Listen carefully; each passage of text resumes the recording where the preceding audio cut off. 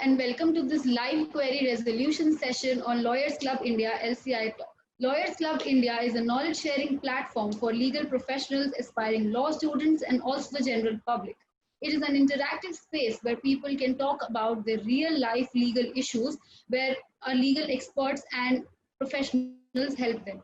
My name is Deepsha, and today we have Mr. Anish to resolve some of your queries put up on the LCI forums relating to insolvency. I'll ask Mr. Anish to give a brief introduction about himself, and then we'll just start. Thanks, Davisha. Thanks to you and to your organization for inviting me to this live session. I am practicing advocate at Supreme Court of India. I am practicing here in Delhi for last 12 years. My expertise in commercial litigation. I do a lot of insolvency matters, and now for the last 4 years, since inception of this insolvency and bankruptcy code, I have been more into this practice. I have also spent some time with the topmost law firms of India. One is Luthra and Lutha, other one is Shardul Namachand and Mangaldas. And thereafter now I am on my own, and now I am practicing. So you can you continue with you can start with the questions you want. Yeah. Thank you, Mr. Anish, for that humble introduction. We'll communicate in Hindi and English for the ease of our viewers. So let's just start with the first question. Yeah. So the first question that we have here for you, the querist has no property in his name, and he has just one property in his wife's name, and he wants to know if he can file an insolvency petition in this case. Also, he wishes to know if the debt can be paid off by the wife's property. See, obviously, there is no bar in paying a debt by a wife of his husband. Under the Indian law, even you and I can pay anybody's debts. There is no bar as such. But as you are asking whether insolvency proceedings can be initiated against a debtor, so let me tell you, so far, Chapter 3 of the Insolvency and Bankruptcy Code, it has been notified, but has not come into effect. So till date, there is no provision under the Act which entitles you to file a insolvency petition against himself or herself before the insolvency concerned adjudicating authority. So those provisions have been notified, but have not come into force till date. Okay, if that provision comes into force at some point in time, yes, will the property of the wife be used to pay off the debt, or he can file an insolvency petition then? Uske naam pe property nahi hai, and the court can attach the wife's property in this case if the provision comes in force. No. So see, suppose there is a insolvency proceedings against an individual, then property of a wife can't be attached. So attachment is not. So let me very clear: attachment is not done in the Insolvency and Bankruptcy Code. Once the insolvency is filed, the court will put, the adjudicating authority will put the assets of the debtor or the bank accounts to a moratorium kind of stuff, which is there in the Insolvency and Bankruptcy Code. But as I said, the properties of wife can't be attached. There is no law as such where property of wife can be attached because of the defaults of the husband. Yeah, great. So we'll just move on to the next question. Mr. Pawan here is wishing to know what is the minimum default amount under the IBC, where he wants to file a case in DRT against a partnership firm, and the operational creditor here is the company. Okay, so operational creditor is a company. See, let me, before I answer this, I again go back to my earlier answer, which I said just now, that Chapter 3 of the Insolvency and Bankruptcy Code talks about individuals and partnership firms. So those provisions have been notified but have not come into force. So I again say, as on today, there can't be any insolvency which can be triggered against a partnership firm. That's point number one. My point number 2 is that minimum default to initiate a insolvency proceedings against a corporate debtor under the IBC is 1 crore with effect from 25th of March 2020. Sorry, correct me, 24th of March 2020, which is the latest amendment after the lockdown has been announced in India. Yes, so that's. Yes. Yes, regarding that amendment, there has been a debate going on for this revised threshold limit from 1 lakh to 1 crore. Correct. It is debated that whether this revised threshold limit is retrospective or prospective in nature. Can you comment on that, please? Yes. See, the notification is very clear. It is. I mean, there is no if you have read the notification doesn't speak about any date from or any retrospectivity or any prospectivity. Yes. But the law on that is very clear. Once the notification, the general rule of interpretation is if the notification is silent, then it has to be read as prospective unless specifically says it has to be retrospective or otherwise. So, and that's point number one. Point number two is that there are many katina of judgments by Honorable Supreme Court of India, which says that ordinance is generally prospective and it can't be retrospective. That's point number two. And third is recently, there's a Kolkata NCLT judgment which says the notification is prospective and not retrospective. So yes, so that's my view on that. Thank you, Mr. Anish, for that elaborate answer. So there is one more question on the forum regarding threshold limit. This querist wants to know if the revised threshold limit applies to individual creditors or a group of creditors, and if it does, can he include other creditors to file insolvency proceedings against the debtor, individual debtor? See, there is no bar under the IBC where two creditors can join and file a common petition against a CD. There is no bar as such. However, if you see other way around, which is suppose, let's say a creditor wants to join two CDs. I just give you a very simple example. Suppose you have given a loan or you have given some money to one company, say A, and you have also given another loan to company called B. You can't join two of them in a one single petition because your transaction with A is different and your transaction with B is different from the one you have made it with A. So I just read one regulation rules. I'm so sorry, rule, which is very important, which will give you answer to that, to your query. I am reading Insolvency and Bankruptcy Application to Adjudicating Authority Rules 2016, Rule 6 I will read. It says, an operational creditor shall make an application for initiating the corporate insolvency resolution process against a corporate debtor under section 9 of the code in form 5. So the word uses a corporate debtor. So you can't make 2-3 corporate debtors in one petition and say I want to claim against all of three, because that's practically impossible. Because once the IRP will be appointed, I mean, how will he be, how will he take the control of 3 separate corporate debtors, and start the process of CIRP? So other way around, it is not possible. But yes, as I said, I mean, there is no bar under the Act where suppose you and I can join and file a common petition against a corporate debtor under the Insolvency and Bankruptcy Code.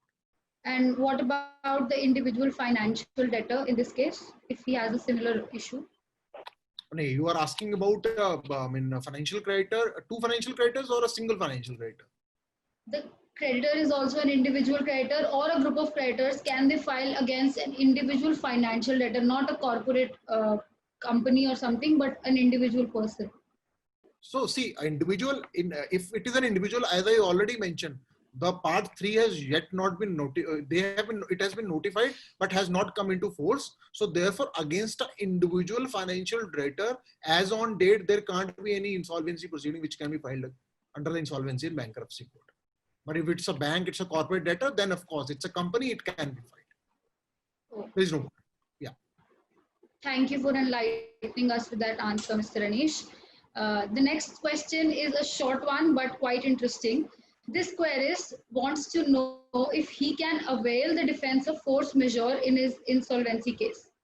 Yeah, that's a very interesting question. In insolvency and bankruptcy court, you don't go and adjudicate your rights. Mark my word, you don't go and adjudicate your rights.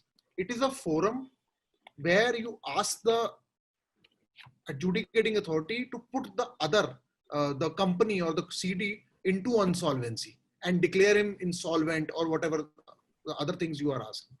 This is not a civil court where you go and you ask, agitate your rights. You say this is a force measure. Others say this is not a force measure. So what I mean to say is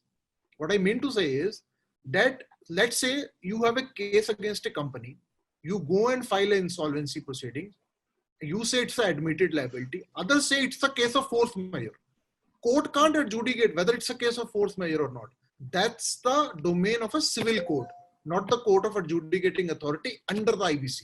So therefore, according to me, force majeure, defense of force majeure can't be entertained by insolvency. I would say insolvency and bankruptcy, the adjudicating authority should not entertain a defense of force majeure. That's the thing which the civil court has to see, not the adjudicating. Okay, so is there any case or any provision which talks about this defense? See, there is no provision as such. There is no provision as such. I mean, the law is very clear. I mean, the adjudicating authority can't agitate on the rights of the parties. In the court, the adjudicating authority has to see 2-3 things. There is a default. There is an admission of liability. There is no pre-existing dispute. That's very important. There is no pre-existing dispute. I mark this word by, because if it's a force majeure, you see it's a pre-existing dispute, which adjudicating authority can't adjudicate on it. That's for the court to decide. Other courts, civil court, arbitration, other forums, not the insolvency and bankruptcy court. Great, thank you. On to the next question, Mr. Anish. This querist has given us a set of facts, so I'll just read them out to you. He purchased a flat, registered it, and then took possession of the property. However, the completion certificate from the builder was not received by him, and the mutation of the property was also not done. He then paid the builder for amenities like the swimming pool, the gym, etc., all the common amenities that they were in the area, and but the construction was not done till the date of possession. He then receives a notice from the insolvency resolution professional that the builder has become insolvent. Now he wants to know from you that what the procedure would be to claim the money paid by him towards construction of those amenities. Secondly, he wants to know how he will get hold of that completion certificate and mutation. Thirdly, what will be the impact on his title of the property? And fourthly, what will be the legal action he can take against the builder? Okay, so we'll take these questions one by one. So wherever I miss, please remind me what questions you are asking. So, so what I have understood is that you are saying that let's say I book a flat and insolvency resolution professional one day sends me a notice that there is a because you said there is the builder has become insolvent. I would just want to correct it. Builder will only become insolvent after the entire process goes, right? So at this stage, only once the builder insolvency resolution professional sends you a notice, right? It says that insolvency resolution process has started, court has admitted the petition, and a moratorium has started, which is under section 14 of the Insolvency and Bankruptcy Code. So once that section 14 order comes into picture, so I will answer your fourth question, which you asked me, what legal remedies are there before I answer 1, 2, and 3. No civil suit, no action can lie against a builder, which is I believe that's a company, corporate debtor, can lie against a company or can be initiated against a company till the time that CIRP process is pending, or I would say it is closed. So the only remedy which an individual has it, let's say he has spent 50 lakhs, he has given 50 lakhs to the corporate debtor. So while once he receives a notice from the IRP, the remedy which he has is he has to fill a form which is prescribed in the Insolvency and Bankruptcy Code. I believe it is Form C capital A. You have to fill that form. You have to file your, lodge your form with the IRP, lodge your claims in that form and lodge it with the IRP, and wait for the CIRP process to complete. What I mean to say is, you have paid your money. Now you can't say, no, you give me my money immediately. That IRP will not do it. That's one. And what the remedy you have it, you can file your form, which is CA, C capital A. You can lodge your claims with the IRP. IRP will collate those claims in the list of creditors. Tomorrow when the resolution applicant, which is, let's say there's a resolution applicant, I bid for that company or somebody else bid for that company. That resolution applicant comes. That resolution applicant, with the consent of the committee of creditors, decides how much money he is going to pay of the entire debts. Let's say there is 100 rupees debt, with the full list of creditors say there is 100 rupee of debt against that company, against that builder you are talking about. Your debt is 4 rupees because you have invested in that apartment or whatever it is. Now, in the resolution applicant tomorrow says that you will, I am ready to pay 60 rupees out of the 100 rupees total debt. So that 60 rupees, in terms of law, in terms of Insolvency and Bankruptcy Code, it will be given to all the, it will be dispersed to all the claimants. That's one way of doing it. Now, with my experience, what I have seen is, now these days, the individual investors, the apartment holders, the one who have applied for the flat or apartment, in the claim form, they ask two things. First, you please give me my back my money, whatever I have spent so far, or in the alternative, please give the allotment of the flat which I have booked. So in that case, tomorrow says resolution applicant comes and say, all right, I am ready to even run this this society. I am ready to complete the structure, and I will allot flats to the individual whosoever have booked it. Then in that case, so whenever resolution applicant come with a proposal, the apartment holder, the person who has booked the flat or the apartment can get the possession and the title also after getting the registration and other things necessary for getting it. So I believe I haven't missed anything. I mean, tell me if I can just answer that also. Yes. Just to know about the procedure, he can claim the money paid towards the construction of the flat, or he can claim towards the construction of those common amenities also. See, so there is no difference as such if you can, whether you can claim amount of amenities or the amount which you have paid for buying the flat or apartment. If whatever remedy, whatever claim you have to, once the moratorium is there, once section 14 order is passed, IRP comes into picture, he takes the control of the management. The only remedy to any creditor, be it financial creditor, be it operational creditor, be it these apartment holders, they have to file their respective claims in respective forms before the IRP.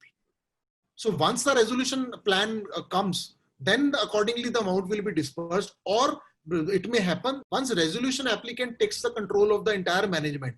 I have seen in my experience that those resolution applicants, they keep on, making the flats, keep on making the buildings, and ultimately they allot the flats to the respective buyers. So as such, there is no bar. So I am doing one of the matter. If you can just search it out on NCLAT, there is a builder called Umang Realtech.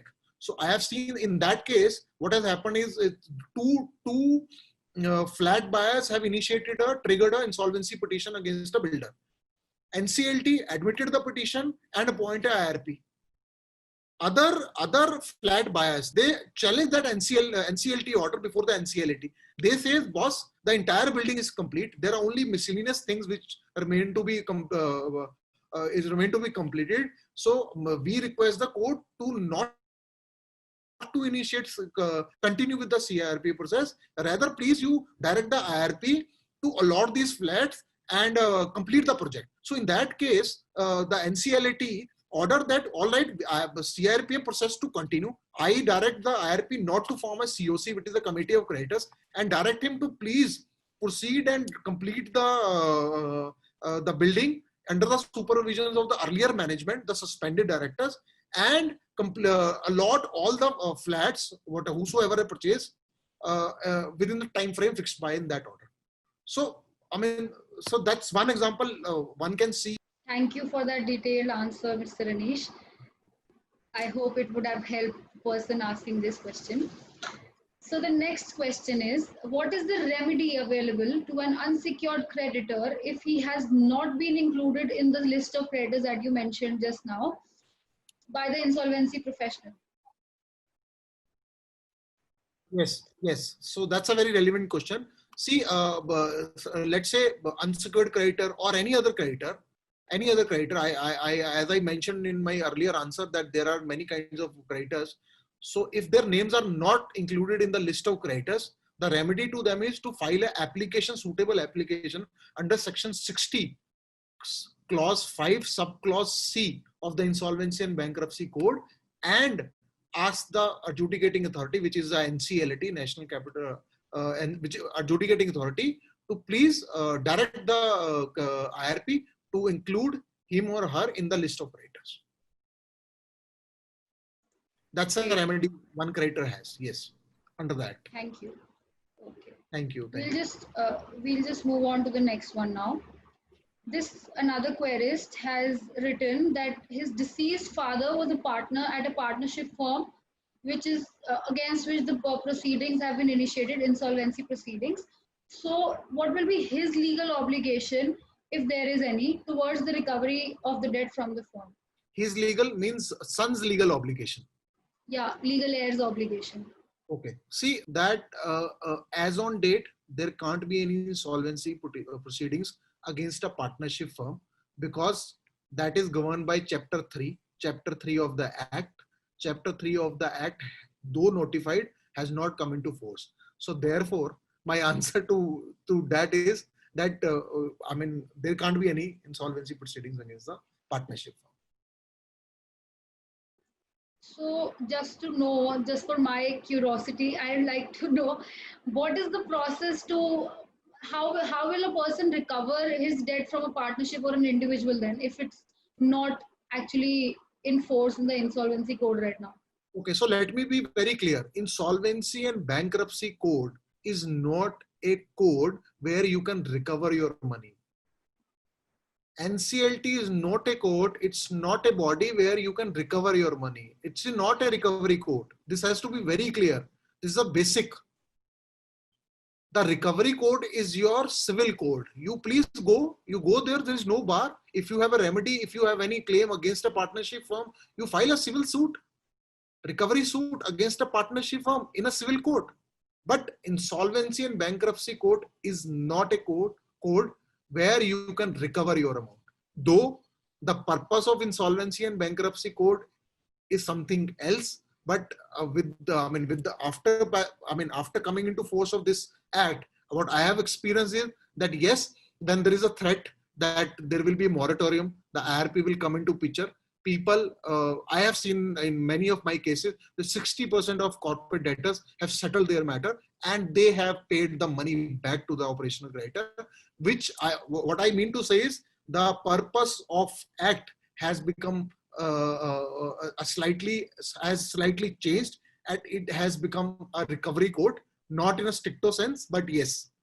So that's so. But as your question is, I'm answering your question. Partnership firm, against a partnership firm, the only remedy today is, if there is an agreement, there is an arbitration clause, you go to arbitration, and otherwise you go to civil court.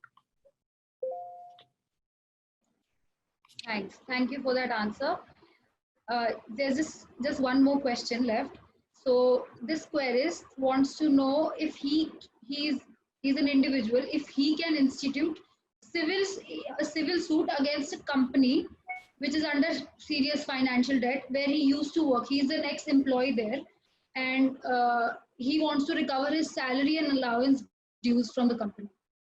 So just one clarity. I mean, the company you are saying it's under insolvency. A CRPO Yes. process has started. No, it's not mentioned if the process has started, but it is under financial debt. All right. So we take. I mean, we take both the examples. We take when it is started and it is not started. See, when there is an employee who wants to get its salary recovered from the company. Obviously, he has a remedy. He can file a civil suit, right? He can go to court and say that there is a breach of contract, there is a breach of employment contract, and in terms of the contract, I was entitled to so and so amount. Please tell the company, please notice him, and please tell the company to recover it. He can file a civil suit. There is no bar. But let's assume it. There is a insolvency proceedings which have been triggered against a company, right? And Section 14 order has already been passed. IRP has been appointed.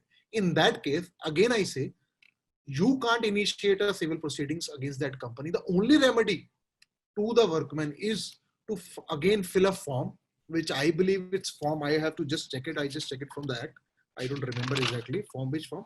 I think it is form E.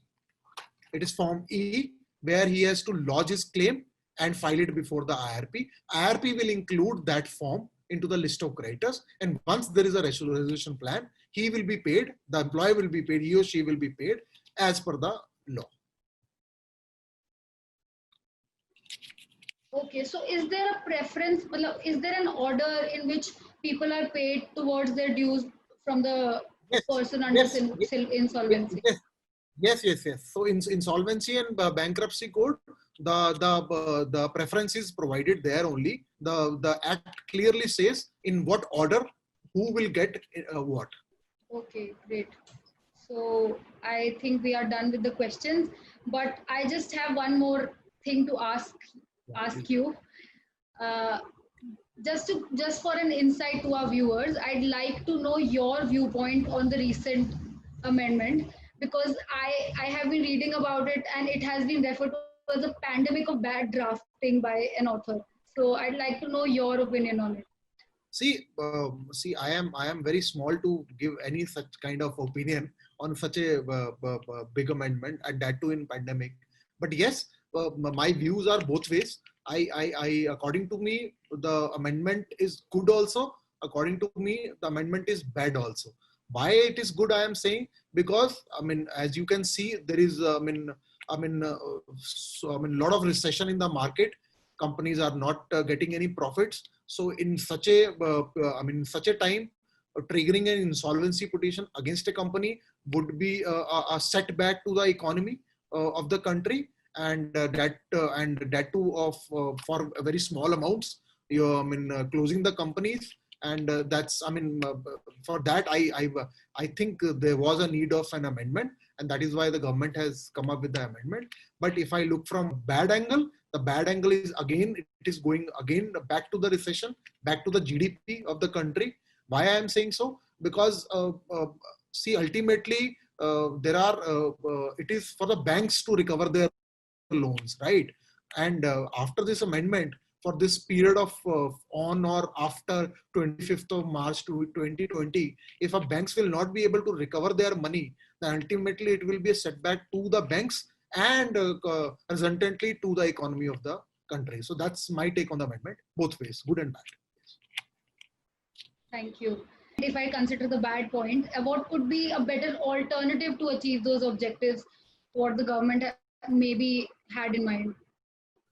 See, I don't think so. I mean, there could be any alternative. I mean, maybe more funding to the bank, or maybe some kind of relief to the banks. I mean, that I don't know. I can't think as of now. But I mean, see, the government has to do balance, right? So I think government has fairly done the balance. So ultimately, I hope this pandemic goes, and the market will again come back, and banks can then recover their whatever the amount is. Yeah, we all are hoping for that. Yes. So that Thank you so much. We can stop all these webinars then once we are through with Yes. So Mr. Anish, we have a lot of law students aspiring to specialize in this field of insolvency and bankruptcy. I just like you to have a message for them regarding this, since you have been involved in this field for a long time. See, the only message I can, give it to all the freshers, all the law student is that since it's a new law, it has just come into picture in 2016, especially for students who are in the fifth year. They, if they really want to practice in this area, they must stick to the basics of the law, and post graduation, if they want to immediately start this, they should join a good office, maybe a chamber or a law firm or whatever it is, and always stick to the basics. And that is, I believe that is how you will climb the ladder one day. And that's the only message I can give. Thank you so much for that message to our law students. So to wrap up, I'd just like to extend my regards to all our queries for posting these interactive questions. And a very special thank you to Mr. Anish at the end for connecting with our viewers today and facilitating them with such insightful answers to their queries. For more interactive discussions, you may log on to lawyersclubindia.com and post your legal queries on our public platform. You can also check out very well-researched articles and news pieces on various issues relating to national and international laws published every day on the LCI website. Thanks, Dibisha, for giving me this opportunity. I also extend my greatest of thanks to Lawyers Club India for giving me this opportunity. And I look for more opportunities of like this in the near future. Thank you. Thank you so much. Okay, all right. Thank you, Anish. That was it for today. This is Deepsha Nanda, content writer for LCI. Bye-bye.